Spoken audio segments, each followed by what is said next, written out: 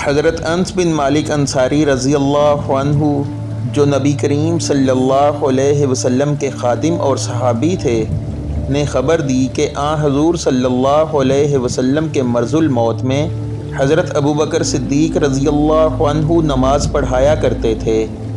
پیر کے روز جب لوگ نماز میں صف باندھے کھڑے ہوئے تھے تو حضور صلی اللہ علیہ وسلم حجرہ کا پردہ ہٹائے کھڑے ہوئے ہماری طرف دیکھ رہے تھے۔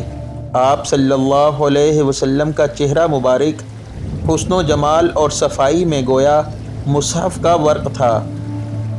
آپ صلی اللہ علیہ وسلم مسکرا کر ہنسنے لگے۔ ہمیں اتنی خوشی ہوئی کہ خطرہ ہو گیا کہ کہیں ہم سب آپ صلی اللہ علیہ وسلم کو دیکھنے ہی میں نہ مشغول ہو جائیں اور نماز توڑ دیں۔ حضرت ابوبکر رضی اللہ عنہ الٹے پاؤں پیچھے ہٹ کر صف کے ساتھ ملنا چاہتے تھے۔